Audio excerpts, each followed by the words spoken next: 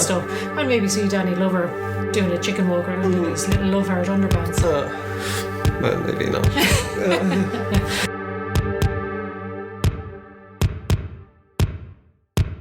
Pretty cool place. If you're a Martian. Or a vampire.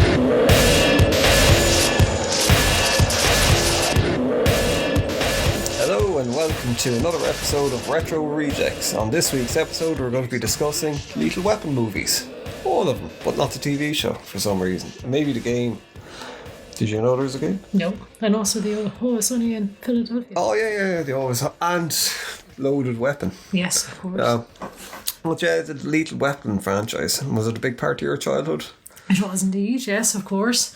Riggs and Murtaugh, like, it was sort of like... They raised you, did they? They did indeed, yes. A black father and a mental father. But no, I suppose it was the inevitable lead-on from the earlier sort of cop buddy movies and all the rest. You know, Cagney and Lacey, they had a different spin on all I suppose these. Cagney and Lacey was probably not the original cop buddy. Oh God, no, sure, you have Chips and everything, like, all of those kind of ones. But I think this is the one that probably perfected it in my mind, obviously enough. I'm sure there's plenty that followed after it. Isn't there all those Kevin Hart buddy cop films and stuff? Yeah, well, I was just looking at a thing before we came on doing Philip Rostron. He was talking about saying that because like we're going to try and avoid doing a load of research for the not sounds like a terrible sales kind of no research whatsoever. But it's he was saying that the same year Rush Hour came out, the first Rush Hour with Jackie Chan and it was Chris Tucker, was it? Because I've never actually seen those movies.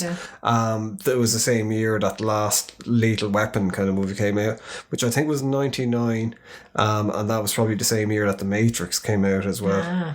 Or no, maybe The Matrix was in the 2000s. But either way, you know, the action movies are taking a big change, kind of, you know, whereas kind of like Lethal Weapon started off a lot of that stuff. And then really Lethal Weapon was before Die Hard as well. Because originally Bruce Willis was considered for the role of Riggs in it. That would, I suppose it could have played all right, but I think Mel Gibson definitely had the old... Oh, yeah, no, he couldn't picture mental anyone else. wisecracking, you know, fast talker, fucking suicidal... Everything basically rolled into one. And we were looking at with the Loaded Weapon movie, watching that. I think it's the whole thing at the time that I think they perfected stuff so well in between say 1 and 2 that they ended up kind of becoming a parody themselves nearly in 3 and 4. But it was like everyone else was copying it so much, like everything was copying Lethal Weapon, like comedy movies and action movies alike, were that it ended up, and even into comedy horror movies as well, I think.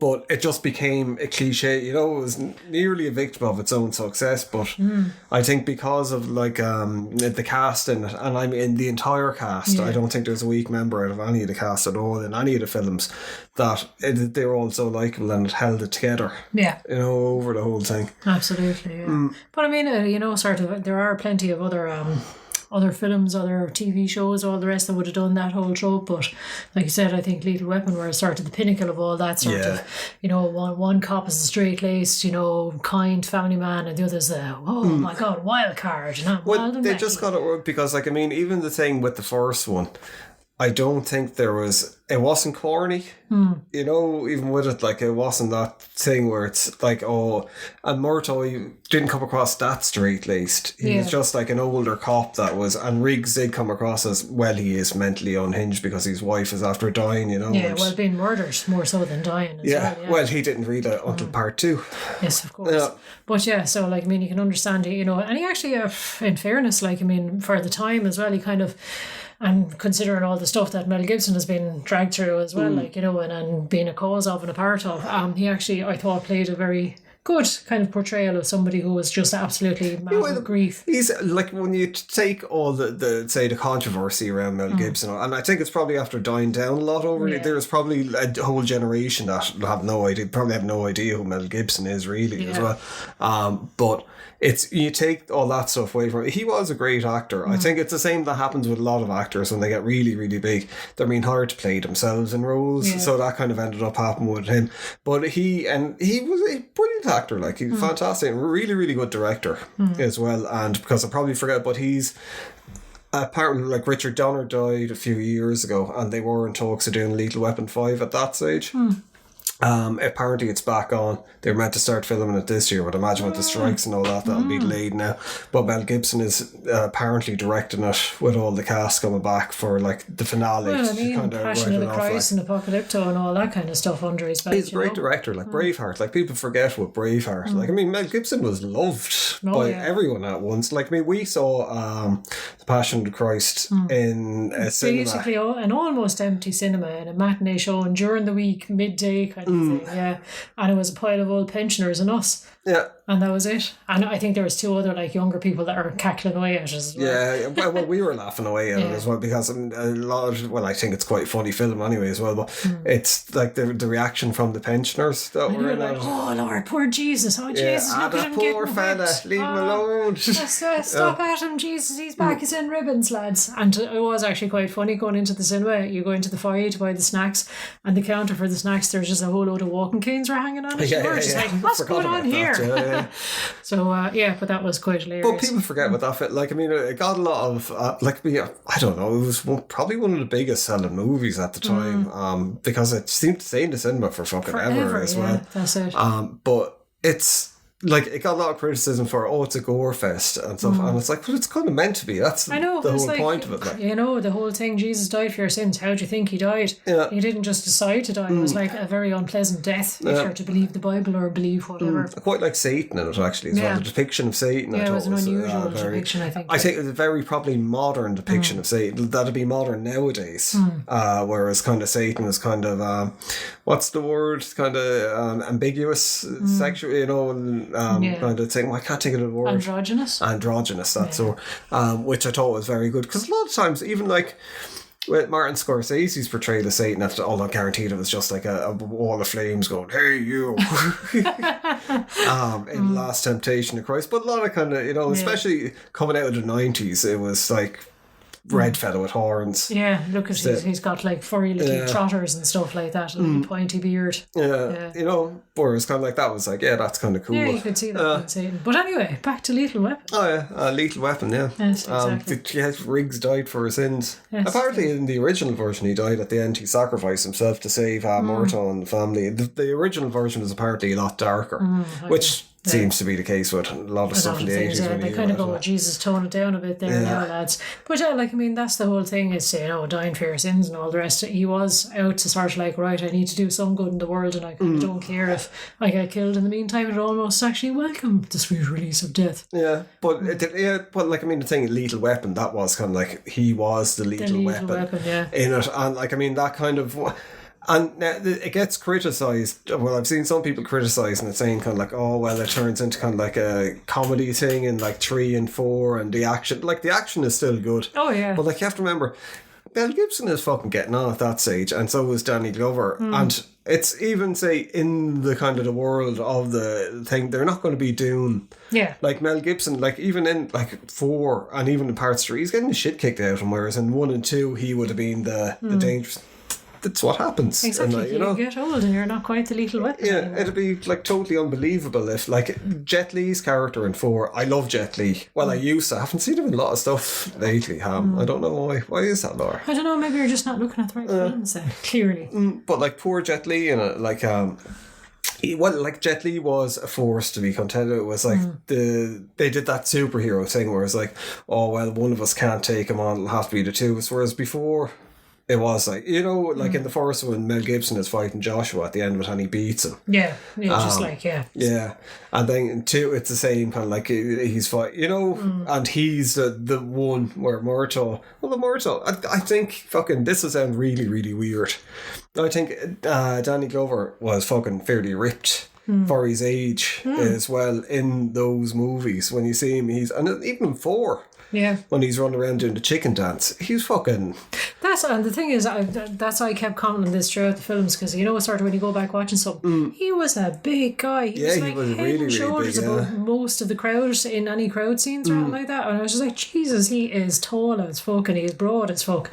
So, you know, even though he's sort of like, you know, your typical, oh look, Daddy's home, it's a family man and all the rest, you could believe him being out on the streets, like, you know, sort of swinging a few fists and stuff. That was the thing, like in fucking Predator 2, I thought he was brilliant in it. I love Predator 2, but I don't think it would have been the same with someone else. in it. But like, I mean, he was fucking amazing in Saw. So like, Danny Glover is a brilliant actor, but I think it was at the time, particularly in the 80s, before kind of Die Hard and Lethal Weapon, really, there was this whole thing with action heroes where it was either you had the canon side of things or those kind of straight to video things where it was like, oh, the next karate champion like Chuck Norris or Dolph Lundgren, you know, all or these just people. like a Stallone or a Schwarzenegger. Yeah, or else it was people that were built like brick shit houses where it was like, oh my god, they're physically imposing, or the acting kind of took. A back seat to all of the, oh look what you can do, you can clobber someone with these giant Whereas, like with Lethal Weapon, it was, you know, the acting, that's what makes Lethal Weapon so special, I think, out of a lot of those movies. That is, I think, an awful lot of it as well is just the pattern between the two leads as well, you know, and apparently some of it was improvised and it was just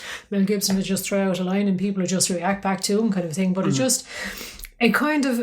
it didn't feel staged and it didn't feel scripted and it didn't feel like a film to demonstrate. It just felt like two cops that initially were wary of each other, getting to know each other, and it felt very natural as well. That's the thing, it's the chemistry, sort of like, you know, sort of pranking each other or like being sarcastic and I'd imagine it was like that in real life with it. Like, I mean, a lot of films get shit for that. Like, I've never actually seen the Ocean's 11 kind of movies, or but like that's the whole thing where they're saying, oh, it's a bunch of friends making a movie, and like the Adam Sandler, well, nearly every Adam Sandler it's film just an excuse to hang out with these mates and get paid. Yeah. And like, I mean, you're not paying for it, so like, you know, it don't matter, kind of like, you know, where people are, oh, they shouldn't be doing that. It's like, of course they should be doing it. People want to see it. And I think that's the same with Lethal Weapon, where it did become that, where it was the characters, which is really unusual for an action franchise, where it's the characters are the ones, right? You care about the characters. Yeah, the plot is nearly secondary, exactly. Yeah. You don't mind whether it's like a South African baddie or whether it's like, I don't know, whatever is going on in this particular one, whether it's a lad shooting a fucking flamethrower or whatever, you're just like, you're just invested in like, okay, that's grand, you've got the big set pieces, but it's like back to the dialogue, back to the, you know, sort of what's going on with them. But that was actually something as well, looking back on it. You're sort of so used to the big spectacle nowadays of your usual blockbuster being all CGI. The stunts that they pulled off back in the day as well were absolutely phenomenal. Like there's so many explosions and so many like cars getting flipped off fucking flyovers and stuff like that, and it's like, Jesus Christ, well, a lot of stunts as well. This? Like, I mean, it would seem to be seen, like when you're looking at it, you know, sometimes you see it and it'll be like, oh, it's like the woman turns into a man with a moustache when the stunt is happening, you know, of with the stunt man, it's fairly obvious. Couldn't pick out a lot of times when it wasn't Mel Gibson or it wasn't Danny Glover doing stuff. And even some of the shots that they had where it was, say, during the car chases, where it was, I think it was 4, where they were chasing after the mobile home and he was hanging off that looked like Mel Gibson. There was a couple of close-ups of that, and it was like, I know he wasn't doing all of that because fucking he'd be dead. Yeah. But, you know, there was a lot of... Yeah, they just kind of threw themselves into it a little bit. But I mean, that's the thing. And it actually, I don't know, I appreciate looking back on stunts now because you're so used to, I just run it through a computer program and generate an explosion or whatever. You're looking at this and it's like, this shit is happening there after exploding an oil tanker and a petrol station and blowing it up. And you're like, oh my fuck. CGI explosion does. Sure, do you remember like with the Dark Knight when they blew up the hospital? And the trucker is the truck as well. Yeah, there was such a big deal made about that at the time, whereas like that was not a common experience, but like a lot of the big budget action movies in the 80s and 90s, that's what they did. That's what you had to do because you had this, but and it was kind of like, how are we going to...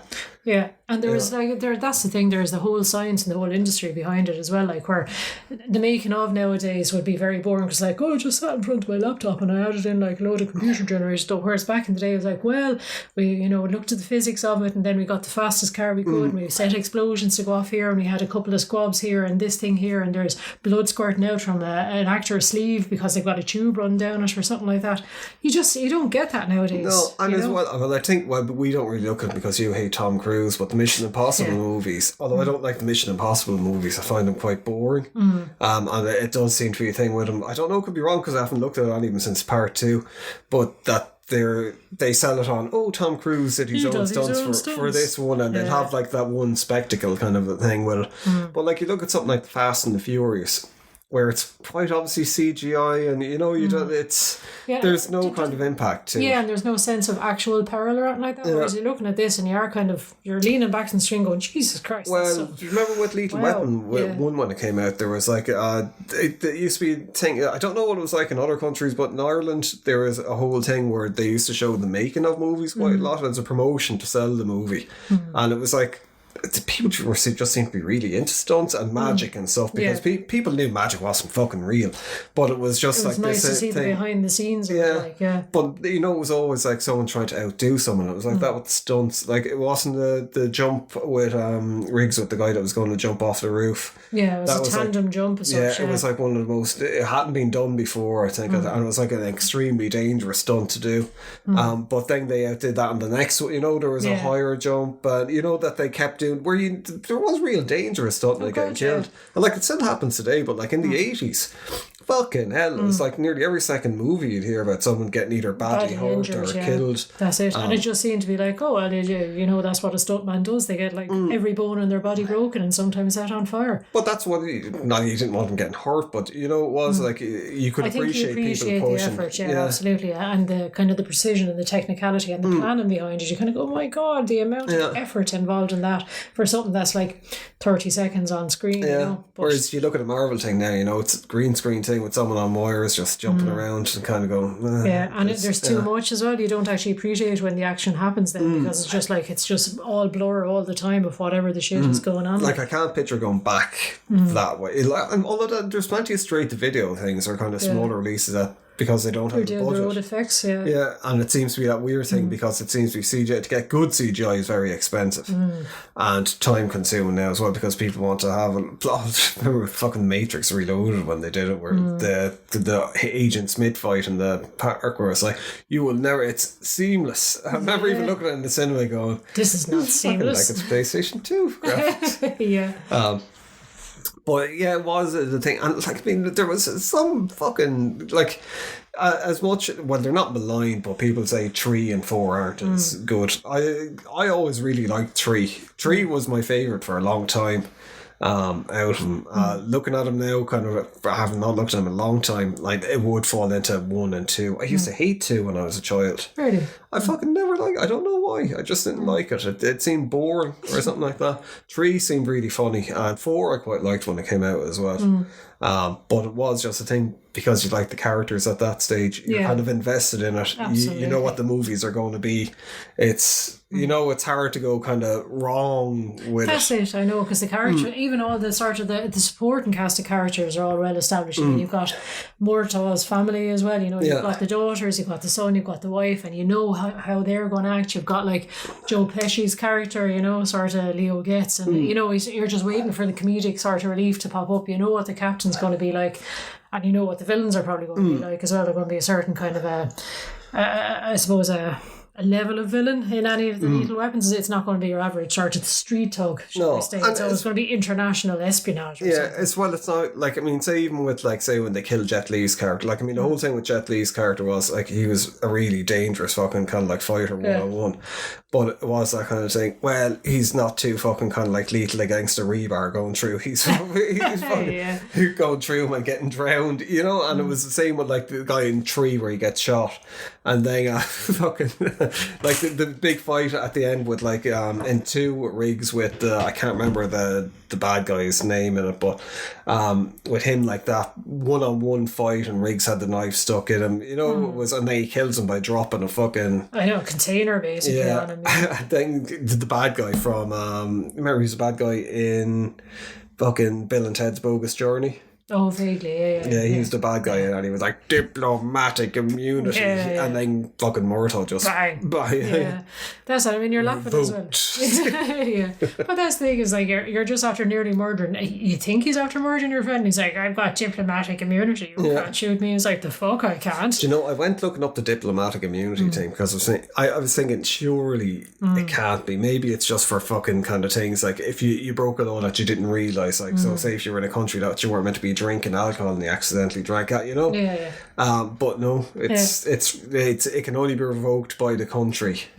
And your then host if country. they, like, if they do, because like there was a thing of manslaughter over in England a while ago, 2 years ago, someone knocked down someone. I think it was a hit and run, and the diplomatic. Jesus, that's gas. pretty much got away. But it's not gas. I mean, as in it's terrible. Like, do you know what I mean? It's like, I'll just run over the civilian, and you can't do anything. But to I was me. looking up a thing about Boris Johnson was talking about it in apparently 2016, or maybe it was, I think it was before he was Prime Minister, and he was saying about the amount of cases of paedophilia, human trafficking, and all these kind of things. But you know that Like kind of like diplomats, and they can't, because if the whole point of diplomatic immunity is that it's kind of like about relations between countries. So if you say no, you're fucking getting arrested for that, all of a sudden you could have exactly Cold War or something like that starting again. on your hand, you know. But I just thought it was crazy that it was, because like it was just, I don't know, it didn't seem like maybe they're maybe they'd adding on to made it up or something like that. I know, you know, but like I thought that but made up like how much it covers. but like no, it would have been someone doing shit like that. They would have been fucking cops would have just had to turn a blind eye to it, and people would have had to turn a blind eye to it.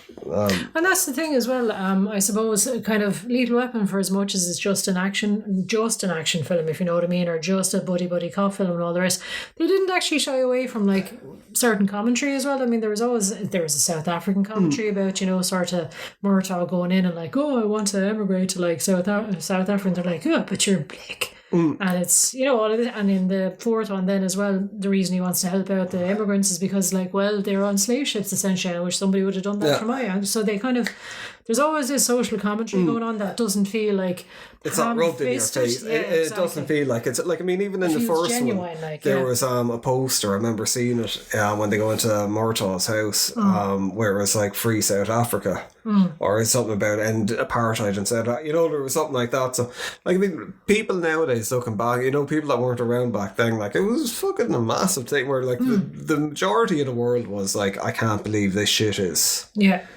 going on and sanctioned and fully okay, and there's a country that thinks this is fine, like and it was like a lot of people, you know, it was just sure there's protests even in Ireland about apartheid, like people are boycotting Dunn's because they got their supermarket store because they were importing their oranges from South Africa, and there's like picket lines across them just kind of going, nope, don't buy your oranges there, like support South Africa, you know, support like end apartheid now kind of a thing. Well, that's what I imagine. There's a whole generation of people that don't even that they're not aware of it, because it's, I don't know because like I don't know what's covered in history in schools nowadays, but you don't see people like, I mean, it was like we grew up with it, and it was like, I think I remember being taught about it in school, where it was like, you know, this is like this wrong thing that's it shouldn't be, you know, and like you'd learn about kind of like the whole history of a very condensed version of the history of South Africa, and stuff where I don't know, you never like hear kids, because our generation seemed to be very active as well. I remember about Tibet as well. There were people going fucking mental, and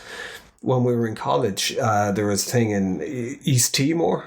Remember that? Yeah. It was, I think it was a civil war. I can't, my memory's gone terrible, but like that was a massive thing at the time. Yeah. But that's got nothing to do. I know, but that's what I'm just saying. Like they weren't afraid to, you know, sort of. And as I said, it wasn't that they were shoehorning like, let's just mention this just to like, you know, get a mention in. It was sort of germane to the story kind of a thing, you know. It's like, because Danny Glover, he is obviously a black man, he's got a black family, and this kind of stuff affects him. And even when, you know, sort of was the black gang, you know, a friend of his kid and all the rest, you know, it's sort of it's touching on things that are current and political and social and all these kind of things that a lot of other films, if they're just being a straight up action film, they wouldn't give two fucks. But that's I think the beauty with all those movies was with the form, how well they're constructed. It was balanced.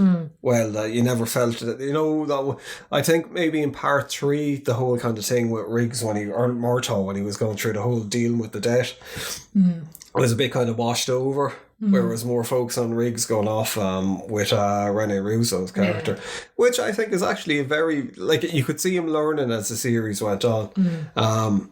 First one, obviously, there was no romantic interest with Riggs, was there?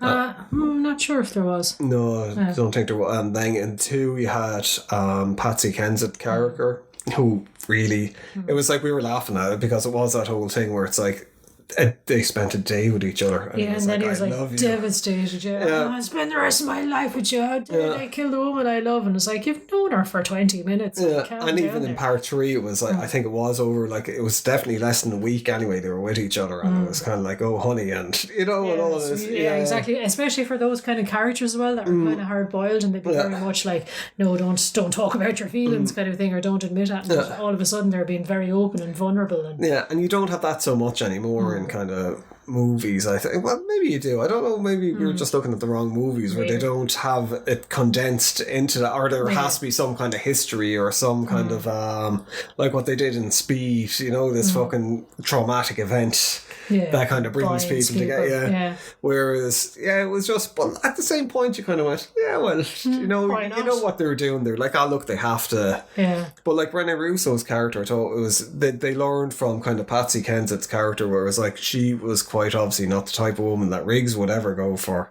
or that would kind of fit someone like or him. would tolerate someone like him. Whereas she came in and she was like, if not he's equal, probably he's better. Yeah. She was very not strong-willed and strong-minded and independent and all the rest, and not some wilting wallflower that was just hanging around waiting for her cop husband to come home or anything like that. And she was out doing her own stuff, and equally just as badass in her own way. What that was saying, like she had her own, what's that thing where it's to do female characters talk about anything else other than that whole the kind test. Of, what's it? The I'm going to say like the Bechamel test, but that could be like bechamel sauce. I'm thinking of. But Doesn't I think taste good with eggs. Yes, I think it's something along those lines. I should really know this because I used to know this. But like I think Lethal Weapon probably would. Other than maybe she doesn't talk with other female characters about others. So see, that's the thing. I think that whole test is, do two females talk to each other about anything other than the main male character and all the rest. Well, I'm sure Trish and her kids were talking about stuff other than Roger. Rog. Well, at times it did seem like that. Actually, in part 4, actually, I found that terribly unbelievable because he's such a nice guy and he does so much for his family, and then his daughter goes off and gets married and doesn't even tell him. And the wife knows and she doesn't tell him either. And you're kind of like, what kind of family dynamic is this where the dad of the household, he doesn't even know his own daughter has gotten married, and his wife is like, no, don't tell your father. Whoosh. Like, what's he going to do? Like, is he going to murder him all? No. I suppose as well, that's one of the things as well where they're kind of like playing up where it was like the joke in it, where it was like Mel Gibson was letting on that like Chris Rock's character Butters was gay. And that's the thing. That's why he was being so nice to, when you do look back on some of the things, like, I mean, they don't use like offensive words, but there is a lot of... why is it so funny that somebody is gay? You know, that's it. But again, I think... It could have been worse for the time. It could have been an awful lot worse for the time. Yeah, I don't think it was actually handled in a bad way because it was more about Murtaugh's discomfort at thinking somebody might be attracted to him because obviously he's a married man with a family and he was just like, oh God. Oh no, but even before that there was like a lot of kind of like, jokes about like, where the two of them might be hugging and other people that kind of go, I think there was one where with the psychologist where she was like, oh, let me guess, you want to marry Murtaugh, kind of like where you come up with some other crazy kind of, but then I suppose at the time it was illegal for... Yeah, and so in a lot of places and all that. Yeah. But I suppose again you could just say it's just marriage was illegal. Gay marriage was illegal, not being gay. Although there were some countries that was still including Ireland. Yeah, whereas like illegal to actually be gay. Yeah, which is ridiculous. But like again, it could have been just commentary on like sort of male relationships. Why can't men just be good friends without people kind of going, ooh, look at that, oh, your best friend, you're going to marry him, kind of a thing, you know? Well, that was the thing, is that there wasn't, in some other kind of fucking action movies where they wouldn't deal with their personal problems. It'd be like, all right, and like, I mean, when it got into the whole thing about him wanting to kill himself, and it was very much like Murtaugh and the family were there for, they helped him through it, and they were just and they talked about stuff. They gave him the relationships he was looking for, a sort of a stable home life. Because sure, he was living in a trailer by himself, basically, essentially, and but a role model, kind of like say men talking about their feelings, which I suppose was in the 80s. Remember, even I think in part 2, or maybe it was part 1, they were like, oh, kind of like it's the 80s, Roger, kind of, more talking like an 80s man kind of thing. Now you have to do why I just cried last night, and stuff, where there was that whole movement was going on. Exactly. About, it wasn't this whole be more emotional, stoic sort of keep your silence and keep all your emotions locked down until you just fucking explode someday of it. Like I think humanism? I remember doing it in psychology. The whole movement that would have been kind of like going on at the moment, and like, I mean, this is the thing. My memory's gone terrible. I would have been able to name fucking the different people that were at the centre, but there was an episode of The Simpsons where they covered very early on The Simpsons, I think, where it was like that whole thing about unlock your inner child. Mm-hmm. A lot. Anyone from our generation that would have looked at Cheers would have covered a lot of that stuff with Frasier. There was just that stuff around at the time, but it used to be nearly the butt of jokes, where it's like, oh god, these fucking psychologists, feelings, yeah, I know, touchy feely, Jesus, just get on with it, kind of a thing. Because that's like the psychologist is nearly seen as an enemy. Yeah. In all the movies, at the start, she's like, "This guy is he's suicidal. He's a danger to people. Exactly. I need to try and counsel this man just for his own sake, even." And he's kind of like making up stories to tell her because he's just like, "What does she know? God's sake, I'll give her something to be scared about. That'll be totally random." Instead of going in and actually kind of going, "Oh, this woman is actually trying to help me and trying to save my life." Kind of. And she was seeing this like, "Oh God, why would someone talk to her?" This annoyance. Yeah, God. It's like, oh, just get on with it, Yeah. And it was like, well, if he kills himself, I'll take the rap for it. And it's like, yeah, exactly. So you gotta get the man some help, like psychiatric help.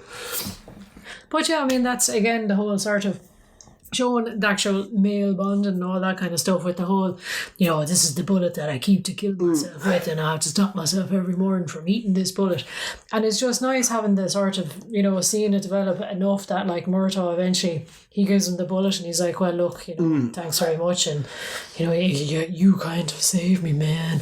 And they do it for each other throughout it, like, they kind of, there's all this sarcasm and tearing each other down, but the minute somebody actually needs something, it's like, no, right, I'm there for you, and it doesn't matter, let's do it together, kind of a thing. But I think that's one of the strong points of it as well. It would have been very easy, I think, to kind of go on and say in part 2, Riggs is having another breakdown. Part 3, Riggs is having another breakdown. But they followed realistic kind of development. Arc, exactly, well, maybe not really, but kind of like where they went, all right, look, we can't keep doing the same fucking shit over and over again. Well, they kind of did, but they didn't at the same point. Yeah, the characters had moved on a little bit, they'd grown a bit, they'd learned a bit, and it wasn't like, oh no, here he is now, he's all upset again over something. He can't be like an alcoholic like through 4 films. Yeah, he would have gotten fired at that stage, like, surely, instead of promoted up through the ranks, And like, I mean, the ending of 4 gets a lot of flack for the kind of the whole thing where they're all sitting there with each other and they get the picture taken, and it's kind of, remember, we're not friends, we're family. And I kind of like that. I thought that was like, I mean, it does. It's a nice way to cap it all off. Like, a bit of cheese is just no harm with a bit of cheese. 25 years later, all right, it is a bit corny, but at the there wasn't, and it kind of did give that kind of feeling where it seemed genuine. That was like, I think nowadays you have like there's reality. There wasn't really reality TV at the time. Maybe kind of like fucking whatchamacallit, the Real World was it, but bits and pieces. But nowadays people follow people on social media and all that, so you have all that kind of thing there. Whereas nearly with those movies, it was nearly like following those that you get to see people that you really like as actors doing something that they're obviously clearly enjoying doing and they enjoy with each other. It was just nice to kind of see, which there's nothing wrong with that, that there's... No, and as well, I suppose it speaks to the whole thing, like, I mean, sort of, I don't want to kind of pretend I'm all like, getting into psychology things, but like up till then, I suppose the family unit was kind of seen as a family unit, and that was the only way to have family. It was your traditional man, woman, couple of kids and all this kind of stuff. And sort of then, I suppose, 70s, 80s, people, family households started fracturing, people started, you didn't stay in your village all your life, kind of a thing, and you had to build your own community, your own network, and your own family. So family don't end with blood, kind of a thing. You can actually choose, right, this grown adult man that is no relation to us, he's part of the family now, kind of a thing, and have it feel genuine and have it feel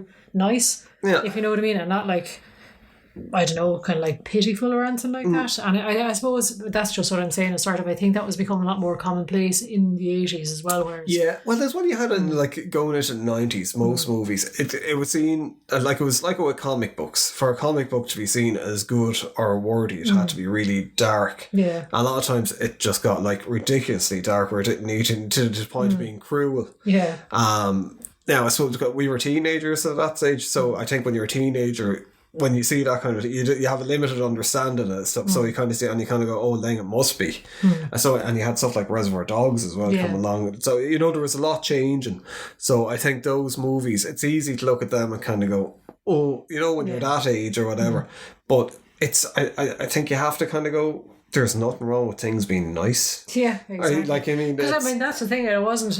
They weren't nice for a long time. There's a lot of dark things. They had to go through struggles. There's a lot of injuries. There's a lot of, scary parts that leave people with PTSD and all the rest. Wife or daughter getting kidnapped and people breaking into the house and blowing you up on the toilet and all that kind of stuff. But at the end of the day, it was like, right, okay, there is actually, a bit of lightheartedness to this, and there's a bit of comedy, and there's a bit of family, and a bit of love. That's it. It's nice to watch movies like that, because even like a lot of action movies, well, I think it might be going back to kind of like comedy action, but sometimes things just have to be overly.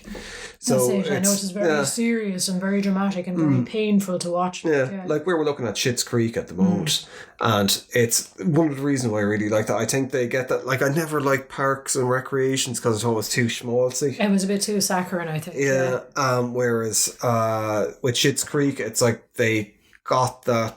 They got the balance right, I think, kind of in a way where it's like really not much happens in it. Then when something does happen, instead on other TV shows, it'd turn into a drama and this horrific kind of thing for the character, or people that fall out, or there'll be some argument where they don't do it in Schitt's Creek. It's they just kind of. They managed to resolve it nicely by communication and by helping each other out. And that's the thing as well. They genuinely care about each other. Yeah. Again, it goes back to the family thing. Normally in these kind of like comedies or whatever, it's like, the mother hates the father because, he spent too much time in the business, or the son hates the sister because, there's always a sibling rivalry or whatever. But it always comes back around to the couple are genuinely in love. The mum and dad, they're genuinely in love. They genuinely care about their daughter and their son. Their son and their daughter genuinely care about their parents, which you don't often see. It's always like, oh, mom, oh, dad. Yeah. But it's just like normal adult family relations, and it's kind of sweet to see it as well, where people actually are wanting to be nice to each other. But it is good to, and outside of fucking Disney or something. But I don't even think Disney did that. There always has to be kind evil of like stepmothers and stuff. Yeah, a bit of kind of like nearly unwarranted drama, where it's just like, what are you doing, where it's kind of, I don't know, maybe I'm just getting older. I was just thinking maybe it's just like less cynical as well about things, where it's like, it's nice to see nice things every now and again. Yeah. Whereas like in part 3, I guarantee if that was another director or another franchise, when Danny Glover killed he wouldn't have went to the funeral, and the son would have been like, oh, I hate you, dad, and fucking I blame you for this and that, and would have joined the gang, and there would, it would have been made into a huge thing. But the son turns around and he's like, look, dad, I'm on your side. I know you had to do it. It wasn't you. It was him. It was his choices and all the rest for us. It would have been a huge big fucking fallout otherwise. And again, it was believable when he went to the funeral, because he kind of expect him to go up and apologise to the mother and of the dead child, and she'd be just like, oh yes, I understand totally. But she was like, she slapped him across the face and she's like, you killed my baby. That's an understandable human reaction, because it doesn't matter how much you might understand in your head that your family member, your kid, your baby was in the wrong. If somebody shoots your baby, you're going to have that reaction when you see their killer as such, aren't you? And it's the whole thing as well. Like, I've seen where there's this old thing about where Hollywood has always been friends of the police in America, kind of like, and kind of putting out all the police are the good guys and stuff. And then you'll have the argument against it, where it's like people saying it's like they're not police or fucking monster, or whatever. And it's like, life is way more complicated than that. And as well, I think, all right, there's some movies where you can address those kind of things, but a lot of movies are there for fucking entertainment purposes. People are well aware of the reality of the situation with stuff with fucking kind of like Black Lives Matters and that. A lot of people are getting fucking shot or killed, kind of by kind of no police. But there's nothing wrong with having a bit of entertainment where it's like a little bit of fucking brainless kind of, kind of whereas... And then again as well, it's not as if they weren't heavy-handed about it, but it wasn't as if they shied away from it. Because if you remember, do you remember there was a sort of all the kids were after they say, my mum said that you shoot him. Yeah, exactly. They're like, my mum says don't to talk to the police and all this kind of, there is that little bit of thing where it's like, okay, we're acknowledging, that there is this perception of police, out there at times in certain neighbourhoods and certain, kind of areas and all the rest. It's like they're perceived as being very heavy-handed and you don't deal with the police. So it's not as if they're ignoring realities, but they're just dealing with it in a very measured way. In part 4, there was the guy that they were talking to at the start of it. He was one of the Oh, yeah, and the he was- immigrant cops, I can't but he was like, send them all back to their own bloody Yeah, it country. was, and, you know, the whole all thing this, about yeah. the sort of Statue of Liberty, what happened to send me, you're poor, you're weak, you know, all of this kind of stuff. And he's like, it says no vacancies nowadays. Where he was like, you know, where they're kind of like, there is assholes in it, they're not all great, like, you know, but you can do, you know, it's, what I'm saying, it's alright to have movies where it's like a bit kind of, it doesn't have to be fucking kind of like realistic. Movies shouldn't be overly big movies like that probably shouldn't be over realistic, you know. Yeah, because I mean, it's not every day you see a lad with a flamethrower and a boiler suit walking around setting fire towers. I love that start. I know, it's brilliant, isn't it? I don't think there's one person in the world that doesn't go, you know, I'd love to do that, but not get killed. Yeah, exactly. Yeah. Love to have a go at setting fire to a load of stuff. And maybe see Danny Glover doing a chicken walk around in his little love heart underpants. Well, maybe not. Exactly. But that's like, I mean, the Lethal Weapon films themselves obviously then spun off this whole like kind of genre of parody and all the rest, not least in the Loaded Weapon series. Loaded Weapon was, I went through phases where I did not like that film, and when we were going back watching the things, looked at that first and I was like, I just put this on first just to get this shit out of the way. I thought it was brilliant. Yeah, there's some bits I was genuine belly laughs because again, all these things are done with affection as well. It's not done to like, oh, look at this shit film, we're going to make a skit out of it. It's, you have to have a love for the film to have observed it that well, to put all the little sort of the nudges and the winks and the nods and all the rest into it and have it so well observed. But some of the shit was just so stupid. There was a bit, I don't know where it was like, I think it was the one, she was a love interest, but before she took her hair down and she kind of had buck teeth, and it was Samuel L. Jackson walking along beside her, and I didn't know, Emilio Estevez was doing something in the background, so you're focusing on him and never really focused on it, and Jackson before, and then looking at, he was doing this weird kind of buck tooth thing walking beside her, and just making fun of her, like, kind of a thing.